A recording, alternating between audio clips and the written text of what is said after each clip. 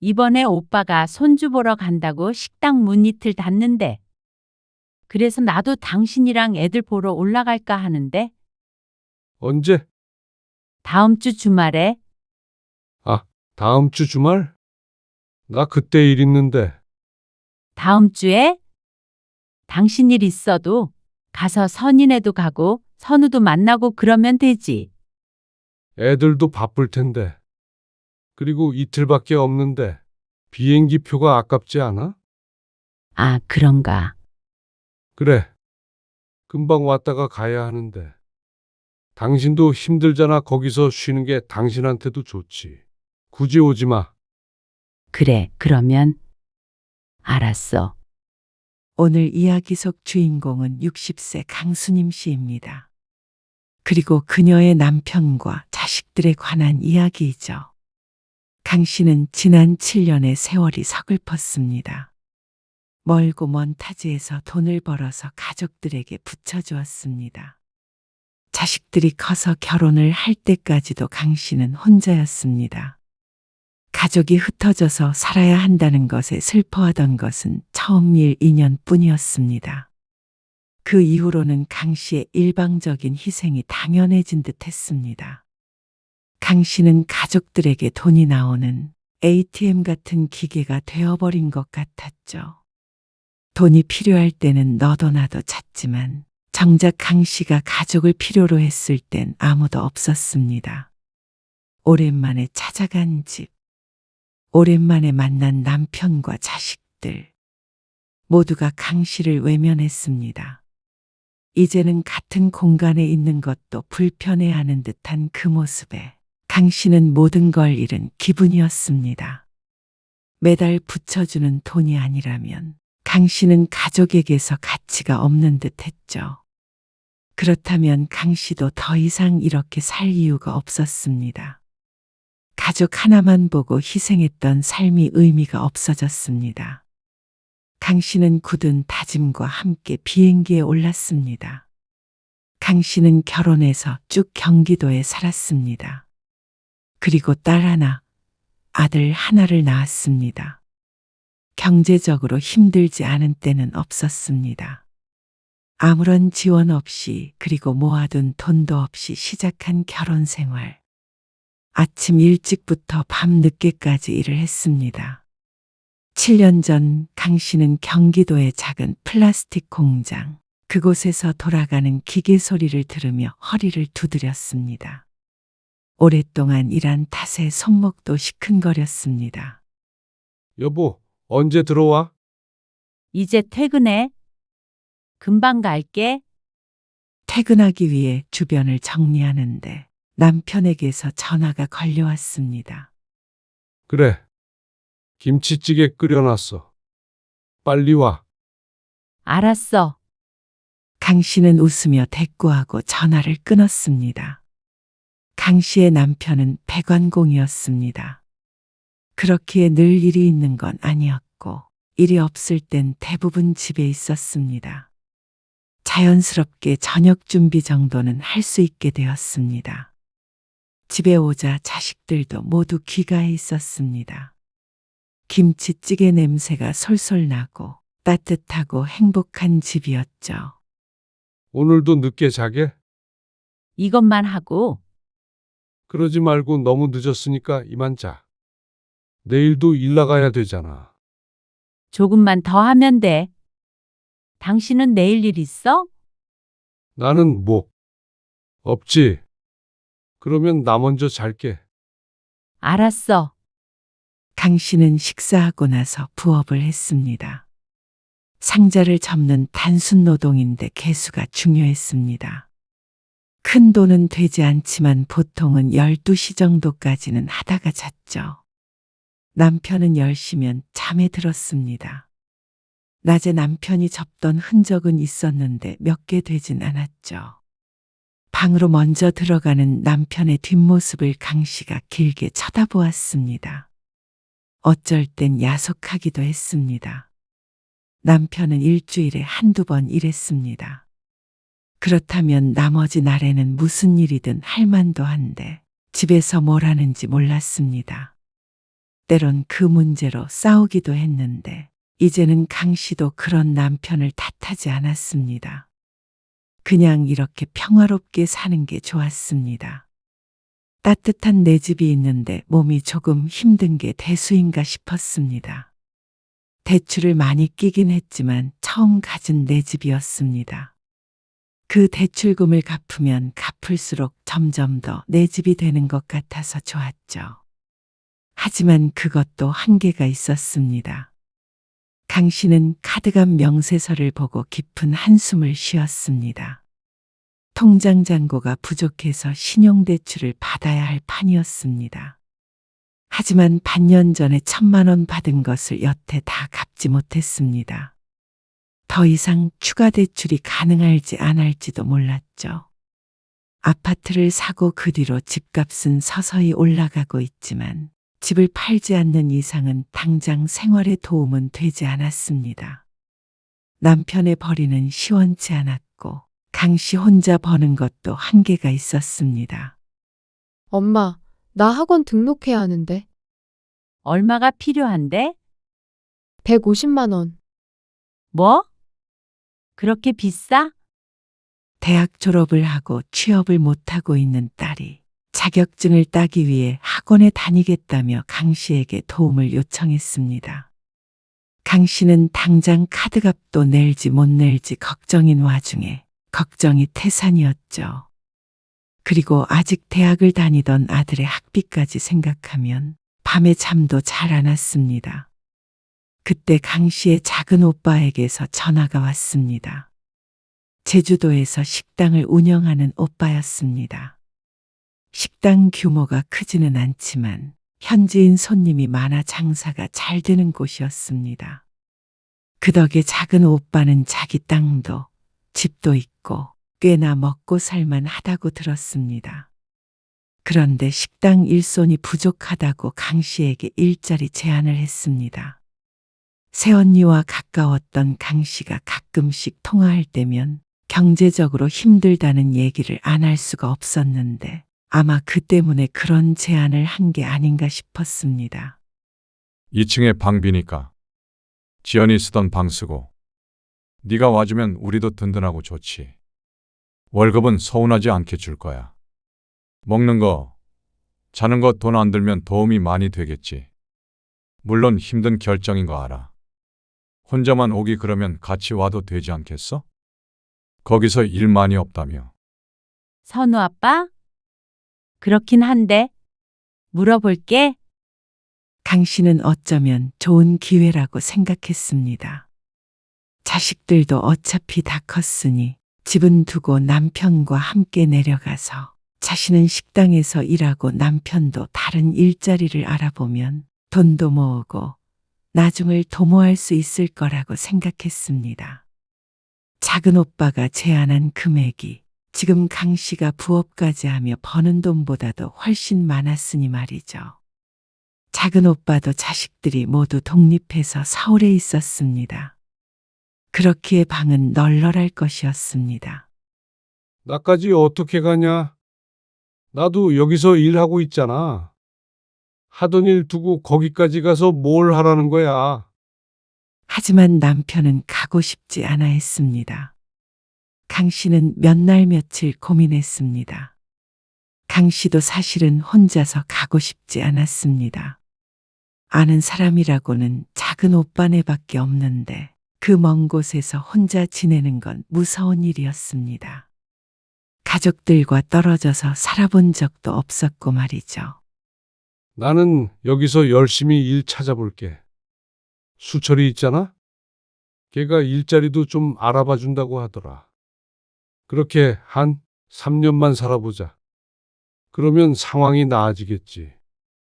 강 씨는 결국 혼자서 제주도로 가게 되었습니다. 아들, 딸 모두 걱정이 많았습니다. 당연했습니다. 어머니 혼자서 제주도에 일을 하러 간다는데 불안할 만도 했죠. 한 달 후, 강 씨는 큰 캐리어 2개의 옷가지와 생필품을 챙겨 넣었습니다. 김포공항으로 남편의 차를 타고 가는데 눈물이 핑 돌았습니다. 나의 보금자리를 이렇게 떠나게 되는구나 싶으니 멀미를 한 것도 아닌데 가슴이 울렁거렸죠. 이 방을 써. 제주도에 도착해서 작은 오빠를 만났습니다. 2층에 있는 집으로 강 씨를 안내했습니다. 강 씨도 몇 번 와본 곳이었습니다. 그때는 물론 놀러 온 것이었지만 말이죠. 조카가 쓰던 방을 쓰게 되었습니다. 환경은 나쁘지 않았습니다.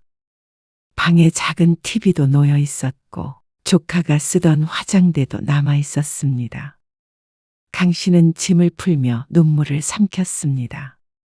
아무리 환경이 좋다고 한들 내 집만한 곳은 세상 천지에 없었기 때문이었습니다. 잘 도착했어? 도착했어. 다음 달에 시간 내서 내려갈게. 조금만 고생하고 있어. 여기는 걱정 말고. 남편과 자식들이 번갈아가며 전화를 걸었습니다. 강 씨도 남편과 자식들의 목소리를 들으니 힘이 났습니다. 작은 오빠의 식당은 집 바로 밑 1층이었습니다. 2층 건물의 1층은 식당, 2층은 집이었죠.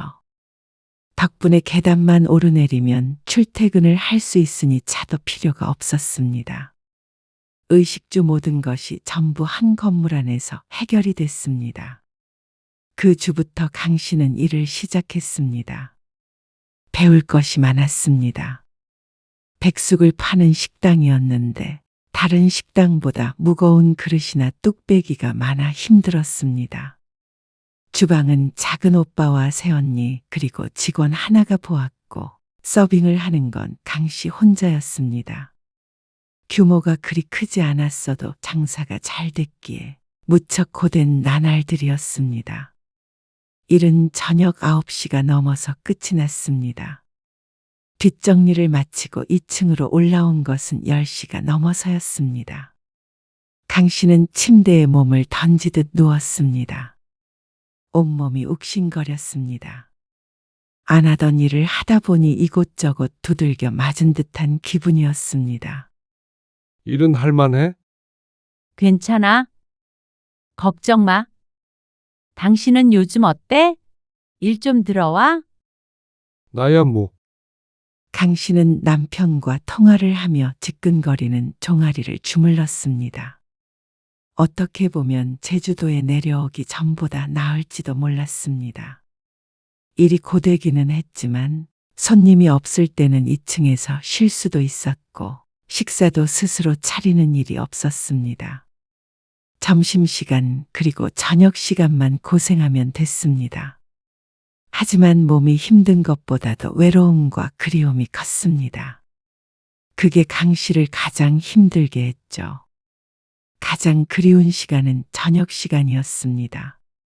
집에 있을 때는 남편과 함께 저녁을 먹으며 하루에 있었던 일들을 나누곤 했습니다. 아들, 딸과 함께 하기도 했던 그 시간들이 너무 생각났습니다. 남편은 강 씨에게 너무 힘들면 돌아오라고 했습니다. 하지만 그랬다가는 또다시 경제난에 시달릴 것이 뻔했습니다. 한 달이 지나서 월급을 받자 강 씨는 숨통이 트이는 것 같았습니다. 다른 직원보다도 훨씬 많은 급여를 받았고 자신에게 드는 생활비가 거의 없다시피 했습니다. 그것만으로도 훨씬 여유로웠습니다. 강 씨는 대출금을 갚고 보험료 등을 내야 하는 최소한의 금액을 남겨두고 남편에게 보냈습니다. 지난달에도 일을 별로 하지 못해서 생활비가 없다고 했습니다. 그리고 아직 자식들도 자신의 도움이 필요했고 말이죠. 강 씨 개인을 위한 돈은 없었습니다. 돈 쓸 일도 딱히 없었기에 그게 중요하지는 않았습니다. 언니, 나 20만 원만 가불해 줄 수 있어요? 20만 원이요? 아니, 지난주에 월급 받았잖아요. 아, 그게. 우리 선이가 급하게 좀 필요하다는데 여유가 없네? 아가씨. 에휴, 아니에요. 20만 원 통장에 입금할게요. 고마워요. 다음 달 월급에서 빼주세요. 아니에요. 지난달에 고생했으니까 보너스로 칠게요. 할 말이 많은 듯한 표정으로 바라보더니 입금을 해주겠다는 새언니. 강 씨는 민망한 마음을 애써 숨겼습니다. 월급은 차고 넘치게 주고 있는데 늘 돈이 부족하다고 하니 이상하기도 할 것이었습니다. 하지만 월급은 강 씨의 통장을 스쳐 지나갔습니다. 버는 사람은 하나인데 가져가는 사람은 셋이었습니다. 자식들도 이제 취직을 해서 돈을 벌고 있기는 하지만 부족한 것은 늘 강 씨에게 손을 벌렸습니다. 그게 당연했죠. 생활비 넣었어. 순임아, 고마워. 고생했어. 여전히 남편은 벌이가 없었습니다. 전화 통화를 할 때면 일이 있긴 한 것 같은데 매달 필요한 돈은 줄어들질 않았습니다. 그렇게 시간은 잘도 흘러갔습니다. 강 씨는 서귀포시 시내에 나가본 기억이 별로 없었습니다. 늘 1층과 2층만 오갔습니다. 돈만 버는 기계가 된 것 같았습니다. 남편은 강 씨가 내려오고 2달쯤 되었을 때 제주도에 2박 3일 방문했습니다. 그리고 눈물을 머금는 재회와 이별을 한 뒤 또 몇 달 뒤 다시 내려왔죠. 작은 오빠가 그럴 거면 같이 살라고 할 정도로 애틋해졌었죠. 하지만 그것도 처음 일 2년뿐이었습니다. 3년째부터는 발길이 뜸해졌습니다. 그리고 애초에 생각했던 기간인 3년이 넘어갔는데도 강 씨는 다시 집으로 돌아가지 못했습니다. 전혀 상황이 나아지질 않았으니 말이죠. 카드값을 못 갚을 만큼 힘든 생활을 하지는 않았지만 딱 거기까지였습니다. 그리고 강 씨가 제주도에 있는 사이의 딸이 결혼을 했습니다. 언니, 나 돈 좀 꿔줄 수 있어요. 선의 때문이죠? 그래도 자식 결혼하는데. 그러면 퇴직금 미리 준다고 생각할게요. 고맙게도 새언니는 또 강 씨를 도왔습니다. 그렇게 받은 돈을 딸에게 보냈지만 강 씨는 뿌듯함보다도 공허함을 느꼈습니다. 시간이 흐르면서 몸은 점점 적응을 했지만 마음속 외로움과 허전함은 채워지지 않고 더욱 커져만 갔습니다. 딸이 아이를 낳았을 때는 더욱 심했습니다. 휴가를 받아서 일주일간 딸의 몸조리를 도와줬는데 돌아오는 발걸음이 무척 무거웠습니다. 내 딸이 아이를 낳았는데도 제대로 돌봐주지도 못하고 또다시 비행기를 타고 돌아가야 하는 것이 못내 서글펐습니다. 그렇지만 그런 애틋함은 강 씨만의 감정인 듯 했습니다. 이번에 오빠가 손주 보러 간다고 식당 문 이틀 닫는데. 그래서 나도 올라갈까 하는데. 언제? 다음 주 주말에. 아, 다음 주 주말? 나 그때 일 있는데. 다음 주에? 강 씨가 전혀 집에 가지 않은 것은 아니었습니다. 그래도 명절을 포함해서 1년에 몇 번은 가게 되었습니다. 하지만 시간이 지나갈수록 남편의 태도가 조금 이상해진 것 같기도 했습니다. 보통 일이 잡혀도 다음 주 주말로 잡히지는 않았습니다. 며칠 안에 일이 있는 게 일반적인데 열흘도 넘게 남았는데 일이 있다며 강 씨의 방문을 꺼렸습니다. 당신 일 있어도 가서 선인애도 가고 선우도 만나고 그러면 되지. 애들도 바쁠 텐데. 그리고 이틀밖에 없는데 비행기 표가 아깝지 않아? 아, 그런가. 그래. 금방 왔다가 가야 하는데. 당신도 힘들잖아. 거기서 쉬는 게 당신한테도 좋지. 굳이 오지 마. 그래, 그러면. 알았어. 강 씨는 어떻게 전화를 끊었는지도 잘 기억이 안 났습니다. 남편의 귀찮은 듯한 꺼리는 듯한 기색을 느꼈습니다. 강 씨가 오는 걸 전혀 반기지 않는 것이 느껴졌습니다. 그 이유가 무엇인지는 몰랐습니다. 공항에 데리러 오는 게 귀찮은 것인지 떨어져 지내다가 같이 있는 게 불편했는지, 정말로 바빠서 신경을 못 써줄까봐, 아니면 강 씨가 힘들까봐 그럴 수도 있었습니다. 하지만 그렇다고 하기에는 이번이 처음이 아니었습니다. 강 씨도 바보가 아닌 이상 남편이 변했다는 건 알 수가 있었습니다. 대화는 항상 이런 식으로 끝났습니다. 일을 마치고 전화를 걸면 한 번에 연결이 잘 되지 않았고, 화를 받더라도 얼른 끊고 싶어 하는 것 같았습니다. 강 씨는 점점 가족들로부터 멀어져 가는 느낌을 받았습니다. 매달 열심히 돈을 보냈습니다. 자식들이 완전히 독립하고 나서 자식들에게 용돈을 주지는 않았지만 도움을 요청하면 어떻게 해서든 돈을 리을 보내줬습니다. 하지만 정작 가족들과의 관계는 소원해지고 있었습니다. 돈을 보내는 것 외에는 자신이 가족들에게 해줄 수 있는 일이 없는 것 같았죠. 다음 주 주말이 됐을 때 작은 오빠 부부는 손주를 보기 위해 떠났고, 빈집에 혼자 남은 강 씨는 혼자서 처음으로 제주도 바닷가를 걸었습니다. 파도 소리를 들으며 걷다 보니 눈물이 흘러내렸습니다. 가족들을 위해 희생하고 있지만 강 씨는 더 외로워지고 있었습니다. 내가 무엇을 위해 이렇게 살고 있는 걸까? 미숙의 마음속에 의문이 생겨났습니다. 하지만 그 의문에 대한 답을 찾기는 쉽지 않았습니다. 가족들의 생계를 책임져야 한다는 의무감과 외로움 사이에서 갈등하고 있었습니다.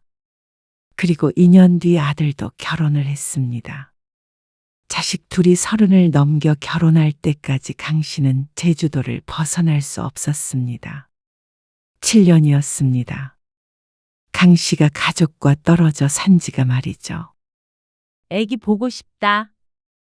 사진 보내드릴게요. 영상통화는? 애엄마가 피곤해해서요. 제가 나중에 시간 나면 걸게요. 그래. 알겠어. 아들네가 얼마 전에 출산을 했습니다. 그런데 하필이면 식당이 가장 바쁠 여름이었습니다. 그래서 출산한 지 2달이 될 때까지 손자 얼굴을 보질 못했습니다. 사진이나 영상으로만 볼 수 있었죠. 딸이 아이를 낳았을 때도 제대로 돌봐주지 못해서 내내 마음이 쓰였었습니다. 이제는 좀 가족과 시간을 보내고 싶은 마음이 컸습니다. 해가 갈수록 그런 마음은 커져만 갔습니다. 애기 보러 가야지. 그리고 여름이 지나 설 이후로 처음 집으로 가게 되었습니다. 봄에도 갈 기회가 있었지만 남편이 바쁘다고 해서 가질 못했는데 무척 오랜만이었습니다. 일 때문에 바빠서 데리러 못 갈 것 같아. 괜찮아. 버스 타고 가면 돼. 강 씨는 설레는 마음을 감출 수 없었습니다. 남편은 일 때문에 오질 못한다고 했습니다. 강 씨는 비행기에서 내려서 버스를 타며 딸에게 전화를 걸었습니다. 선이야, 엄마 지금 버스 타고 가고 있어? 그래? 알았어. 아, 아빠는 오늘 일이 있어서 늦게 들어온대. 엄마 혼자 있겠네. 그렇지. 강 씨는 가족들에게 미리 올라갈 것이라고 얘기를 해두었습니다. 그래서 당연히 딸이 강 씨의 집에 오거나 자신의 집에 초대할 거라고 생각했습니다. 그런데 딸은 아무 말도 없었습니다. 오늘 바빠? 그래서 강 씨가 먼저 조심스럽게 물었습니다. 아, 나? 딸은 당황한 눈치였습니다. 나는 바쁘지. 그리고 애도 요즘 감기 기운이 있어서 열도 좀 나고. 어머, 그래? 응. 어쩌지? 모처럼 왔는데. 다음에 만나면 되지, 뭐. 강 씨는 서운했지만 손주가 아프다는데 어쩔 수 없다고 생각했습니다. 전화를 끊고 강 씨는 아들의 전화번호를 누르려다가 손을 멈췄습니다. 그리고는 도착했다는 문자 메시지만 남겼습니다. 딸과 아들은 조금 달랐습니다. 딸에게는 그래도 편하게 전화를 했는데 아들을 만나기 위해 전화를 걸자니 어쩐지 며느리의 눈치가 보였습니다. 아들에게도 강 씨의 방문을 진작에 알렸으니 오늘 중으로 연락이 올 거라고 생각했습니다. 무척 오랜만이기도 하고 아이가 태어난 후로 처음 방문하는 것이기에 무척 기대하고 있었습니다. 강 씨의 옆에 세워진 캐리어에는 손주를 위해 준비한 선물들이 있었습니다. 아기 옷, 장난감, 그리고 며느리를 위한 제주도 특산품까지 하나하나 정성스럽게 골라서 준비한 것들이었습니다. 강 씨는 우선 집으로 갔습니다. 남편은 일이 늦게 끝난다고 했습니다. 빈 집에 들어서며 낯선 기분을 느껴야 했습니다. 정 같았으면 집에 와서 좋기만 했을 텐데 이제는 왠지 남의 집처럼 느껴졌죠. 가구 위치를 바꿨는지 소파의 위치가 달랐습니다. 식탁 의자도 바꾼 것 같았습니다. 그래서 더욱 그런 기분이 드는 것 같았죠. 그래도 밥도 잘 챙겨 먹는 것 같았습니다. 냉장고를 열어보니 반찬도 꽤 들어 있었습니다. 강 씨가 식당 일에 익숙해지는 만큼 남편도 혼자 지내는 생활에 익숙해졌을 것이었습니다. 아침 일찍 제주도에서 출발을 했는데 해가 지고 밤이 깊어질 때까지 강 씨는 혼자였습니다. 남편을 기다리며 TV를 봤는데 이제는 딱히 볼 것도 없었습니다. 시계를 보니 저녁 9시가 넘어갔습니다. 하루를 꼬박 TV를 보는데 사용한 듯 해서 기분이 가라앉았습니다. 여보, 나왔어. 그때 남편이 문을 열고 들어왔습니다. 반가운 기분과 서운한 기분이 공존했습니다. 일이 많았어? 그러네. 생각보다 늦게 끝났어. 하지만 내심 하고 싶은 말은 있었습니다. 전화를 할 때마다 그리고 강 씨가 올 때마다 일이 있다는 남편은 여전히 강 씨가 번 돈으로 생활을 하고 있었습니다. 지난 7년간 말이죠. 그러니 그 돈이 전부 어디로 갔는지 묻고 싶었습니다. 하지만 강 씨도 그런 주제는 피하고 싶었습니다. 오랜만에 만나는 남편과 불편한 얘기를 나누고 싶지도 그걸로 인해 기분 나빠지고 싶지도 않았습니다. 내일도 일해? 3일 내내 일이 있네. 어쩌지? 강 씨가 머무는 동안 계속해서 일을 간다는 남편. 어쩐지 허무한 기분이 들었습니다. 왜 하필이면 오랜만에 자신이 오는 날이어야 하는 것인지. 하지만 돈을 벌겠다는 남편을 말릴 수는 없었습니다. 이렇게 이상가족처럼 사는 이유가 돈 때문인데 돈을 못 벌게 할 수는 없었죠. 다음 날도 강 씨는 혼자였습니다. 딸도 전화가 없었고 아들도 전화가 없었습니다. 이틀 뒤면 다시 제주도로 가야 하는데 이렇게 집에 혼자 있다가 돌아가게 될 것만 같았습니다. 그런데 저녁 늦게 드디어 아들에게서 전화가 걸려왔습니다. 엄마, 내일 저 일 쉬어요. 정말? 강 씨는 반색했습니다. 아들이 일을 쉰다니까 아마 자신을 초대할 생각인 듯 했습니다. 강 씨의 생각은 반은 맞고 반은 틀렸습니다.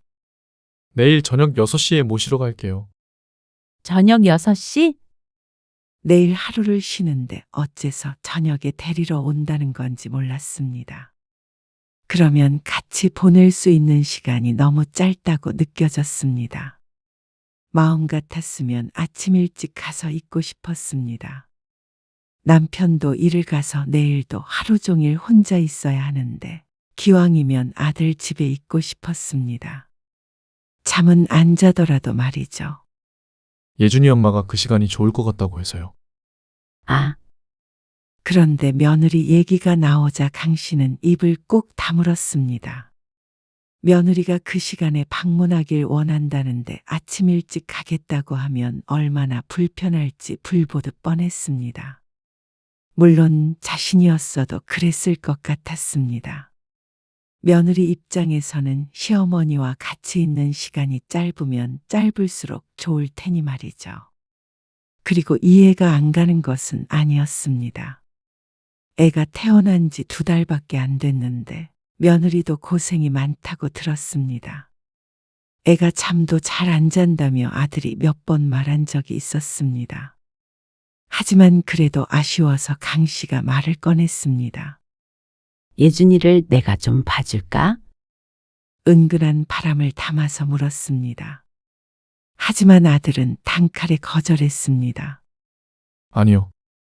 그러지 않으셔도 돼요. 내일 낮에 어디 좀 다녀오기로 했거든요. 어디?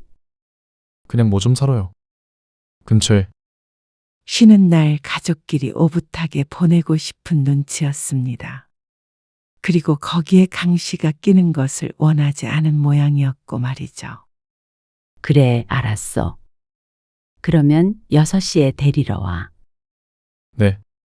그렇게 전화를 끊고 강 씨는 한참을 휴대폰을 내려다보며 있었습니다. 마음이 싱숭생숭했습니다. 어떤 말로 이 심정을 표현해야 할지 몰랐습니다.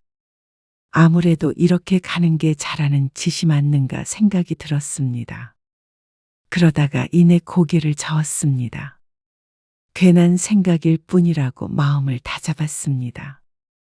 며느리가 출산했을 때 오지는 못했지만 그래도 200만 원을 보내줬습니다.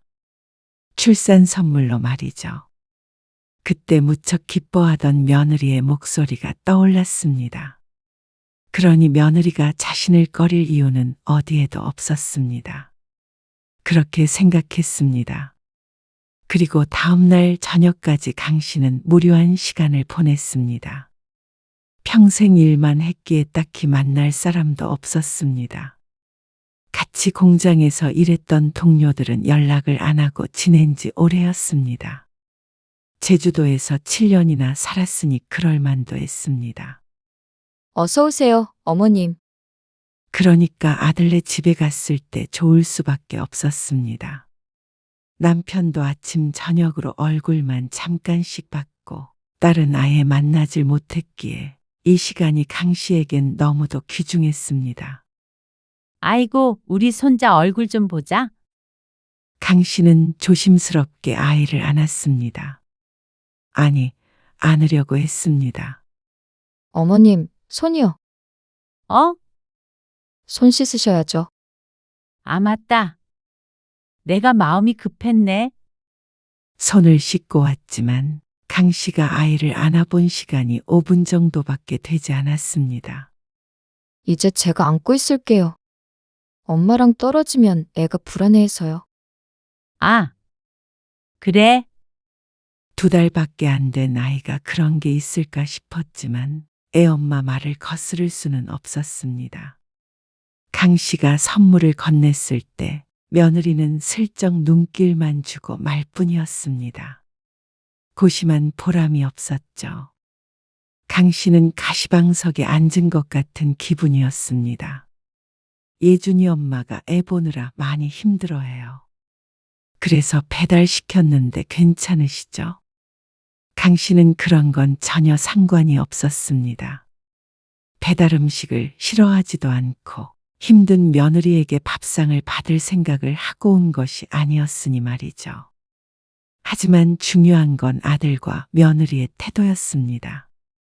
장모님이 이번에 유모차 사주셔요. 아, 그래. 그리고 장인어른이 카시트도 사주시고요. 감사하네. 그리고 애 키우는데 돈이 많이 들더라고요. 생각했던 것보다요. 식당 장사 잘 되죠? 아빠가 그러는데 월급도 올랐다고 그러던데. 그쯤 하니까 아들 며느리가 뭘 말하고 싶은지 알 것 같았습니다. 강 씨의 얼굴에 걸려있던 한박웃음이 어느새 사라졌습니다. 어쩐지 숨이 막히는 기분이었습니다. 200만 원 보내줬던 거. 그걸로 뭐라도 사. 그거는 산후조리원 비용으로 다 썼죠. 그래서 더 달라는 말이었습니다. 아이를 낳은 지 2달. 200만 원이 부족한다는 듯이 하는 말에 어처구니가 없었습니다. 아이를 낳은 것은 자신들인데 어째서 강 씨의 돈을 바라는 것인지. 200만 원도 강 씨에겐 무척 큰 돈이었습니다. 없는 와중에도 자식을 도와줄 수 있어서 기쁘다고 생각했었는데 그런 강 씨의 마음은 자식에게까지 닿지 못한 모양이었습니다. 애가 태어나니까 집도 좁게 느껴지고 그래요. 그래서 좀 더 넓혀서 가야 될 것 같은데 이래저래 돈이 많이 드네요. 그래서 그걸 달라는 거야? 조금 도와주셨으면 하는 그런 마음이죠. 너희도 알다시피 그 이상은 힘들어. 그러자 주절주절대던 두 입이 닫혔습니다. 하지만 강 씨도 정말 돈이 없었습니다. 버는 건 많이 버는데 그 돈은 줄줄이 샜습니다. 가장 큰 지출이 주택담보대출인데 그렇게 많은 돈을 내면서까지 남편 혼자 지내는 아파트를 유지하려는 이유는 있었습니다. 모든 게 자식들을 위한 것이었습니다. 그게 나중에 자식들에게 남겨줄 수 있는 유일한 재산이라고 생각하고 갖고 있는 것이었습니다. 그런데 자식들은 그런 부모에게서 뭐든 빼앗아가고 싶은 것 같았습니다. 남김없이 박박 긁어서 말이죠. 누나는 만나셨어요? 애가 아프다고 그래서 못 만났어. 애가 아프긴요. 매형네랑 놀러 간 것 같던데. 뭐? 아들은 못 도와준다는 강 씨의 말에 기분이 나빴는지 자꾸만 투덜거리며 말했습니다. 그러던 중에 강 씨의 딸에 관한 이야기가 나왔습니다. 그런데 아이가 아프다던 말이 거짓말인 듯 했습니다. 하루도 안 만났죠?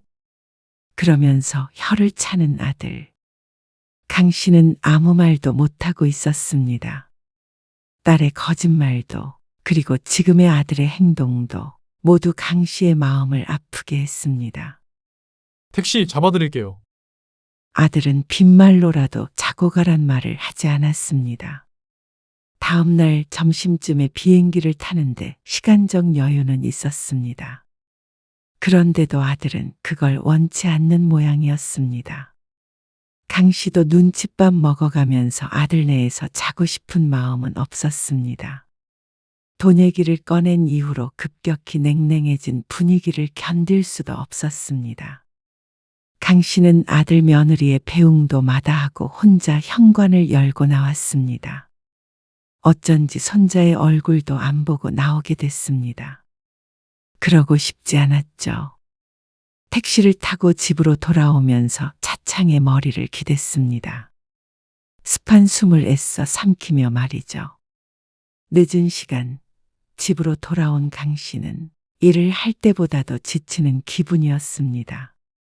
불도 켜지 않고 소파에 누워 있는데 한참 뒤에 현관문 열리는 소리가 났습니다. 남편인 듯 했습니다.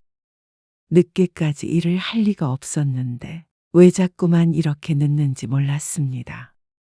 그런데 강 씨 옆 소파에 앉은 남편에게서 짙은 술 냄새가 풍겼습니다. 당신 술 마셨어? 좀 마셨어. 남편의 말투가 어눌했습니다. 얼마나 마신지 몰랐습니다. 일하러 간 거 아니었어? 일? 글쎄. 여보, 얼마나 마신 거야? 아니, 경찬이랑 미숙이랑. 모임 친구들? 그런데 남편의 입에서 기가 막힌 말이 나왔습니다. 오늘 낮부터 야유회인지 뭔지를 하느라 친구들을 만났다는 말이었습니다. 술에 취하고 정신없는 와중에 의도하지 않은 말이 나온 듯 했습니다. 분명히 아들네 집에 가기 직전에도 연락을 했는데 그때도 일을 하고 있다고 했으니 말이죠. 당신 일하러 간 거 아니었냐고? 남편은 잠시 잠에 들었는지 대답이 없었습니다. 배신감에 지가 떨렸습니다.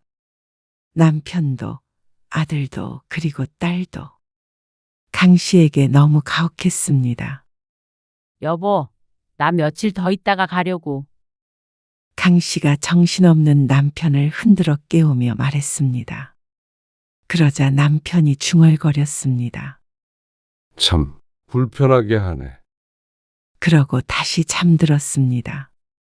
강 씨는 허탈한 기분에 아무 말도 하지 않았습니다. 강 씨는 1시간 동안이나 그 자리에 그대로 석상처럼 굳어 앉아 있었습니다. 그리고 조용히 일어나 안방으로 들어가 홀로 잠을 청했습니다. 날이 밝고 남편은 또다시 일을 핑계로 집을 나갔습니다. 둘만 있는 시간이 불편한 것 같았습니다. 강 씨는 그런 남편을 붙잡지 않았습니다. 지난밤 일을 추궁하지도 않았습니다. 공항에 못 데려다줘서 미안하다는 남편에게 괜찮다는 한마디만 했죠. 그리고 나서 강 씨는 짐을 챙겼습니다. 제주도에 미처 가지고 가지 못했던 짐들도 박스에 담았습니다. 그리고 택배를 보냈죠. 강 씨는 누구의 배웅도 받지 못하고 혼자 공항에 가야 했습니다. 지난 몇 년간의 일들이 주마등처럼 지나갔습니다. 힘들고 외로울 때면 늘 가족들을 떠올렸습니다. 그것만이 강 씨를 지탱하는 기둥이었습니다. 그런데 그 기둥이 무너졌습니다. 아니, 기둥은 원래부터 없던 것이나 마찬가지였죠. 강 씨는 제주도에 도착해서 아무렇지도 않은 척 여느 때와 똑같이 지냈습니다. 아침에 일어나서 일하고, 밥 먹고, 일하고, 밥 먹고 자고. 물론 그 안에 소소한 즐거움은 있었습니다. 작은 오빠 내외와 사이가 좋았고, 일 끝나고 함께 막걸리 한잔 할 때도 있어 위안이 되었죠. 그리고 그달 말 강 씨는 처음으로 남편에게 송금하지 않았습니다. 이번 달 생활비는 언제 보내줄 거야? 깜빡했나 보다. 안 보낼 거야. 뭐? 왜? 월급 못 받았어? 아니, 보너스까지 두둑하게 받았어. 근데 왜 안 보내겠다는 거야? 당신이 벌어서 살아. 그렇게 일 열심히 했으면 돈 있을 거 아니야? 아니, 갑자기 왜 이래? 그리고 이제 집 대출금도 안 갚을 거야. 말이 되는 소리를 해. 그깟 집 팔아버리면 이 고생 안 해도 되잖아. 우리 집 꼭 지키겠다며? 아니, 나는 우리 집이 아니라 우리 가족을 지키고 싶었던 거야. 남편은 무척 당황했습니다. 지금 농담하는 거지? 아니, 내가 왜 이러고 살아야 하는지 모르겠네. 나도 이제 내 인생 찾으려고. 인생을 왜 이런 식으로 찾아? 이혼하자. 여보, 집도 다 팔고 그동안 대출금 내가 다 갚았으니까 재산 분할을 해도 당신 몫은 거의 없을 것 같다. 진정해. 당신 왜 그래? 내가 그동안 7년 동안 이 집에 현금인 줄기로 살아왔던 것 같아. 이제는 더 이상 그렇게 안 살 거야. 당신 대신 가장 노릇하고 애들 뒷바라지하고. 나는 내 인생 없이 살았어. 당신은 그런 의무에서 자유롭게 잘도 살았지. 이제는 내가 그렇게 살 테니까. 당신도 이제 당신이 알아서 살아. 여보, 강 씨는 이혼을 결심했습니다. 그리고 이제는 자식들과도 보지 않기로 했습니다. 엄마, 이게 말이 돼요? 갑자기 무슨 이혼이에요? 엄마, 아빠한테 얘기 들었는데 다 오해예요. 우리가 엄마를 왜 그렇게 생각해? 여보, 제발. 이러지 마. 하지만 강 씨는 두 귀를 닫아버렸습니다. 바보처럼 살았던 건 지금까지도 충분했습니다. 잃어버린 나의 세월을 되돌릴 순 없지만 앞으로의 삶을 제대로 결정할 수는 있었습니다. 강 씨는 작은 오빠 내외의 도움을 받아 이혼 소송을 진행했습니다. 그리고 비로소 자유가 되었습니다. 언니가 소개해준 그 집 오늘 계약하고 왔어요.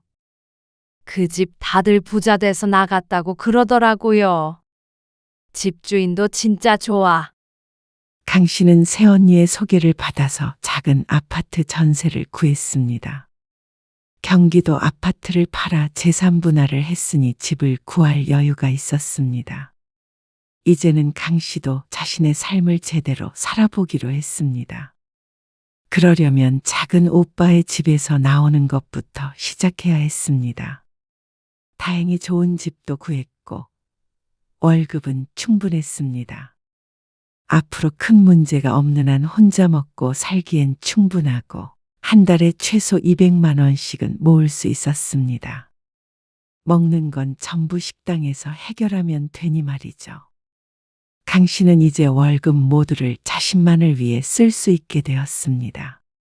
여보, 내가 잘못했어.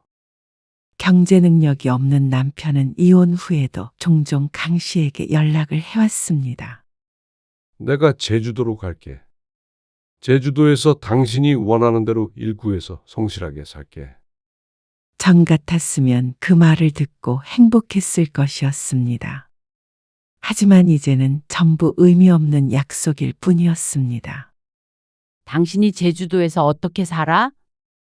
친구들 다 놔두고? 당신은 친구 없으면 죽잖아. 와이프 없이는 살아도. 안 그래? 아니야. 이미 다 했던 얘기들이잖아. 이제는 남남이야. 당신도 이제 마음 잡고 살아. 애들 생각해. 왜 나는 애들 생각만 하고 당신 생각만 해야 해? 나도 이제 나만 생각할 거야. 건강해. 그게 남편과의 마지막 통화였습니다. 강 씨는 바닷가가 멀리 보이는 서귀포의 작은 아파트에 살고 있었습니다. 자신이 제주도에 정착할 거라고 생각하지는 못했지만 이런 삶도 나쁘지 않았습니다. 일은 고됐지만 이제 적응이 됐고 제주도에서도 새로운 사람들을 만나고 취미도 가져보려고 노력하고 있었습니다. 늘 이방인 같은 마음에 겉돌았지만 이제는 아니었습니다. 이제 이곳이 내 집이었습니다. 제주도의 밤은 여전히 고요했습니다. 하지만 이제 그 고요함은 외롭지 않고 평화롭게 느껴졌습니다.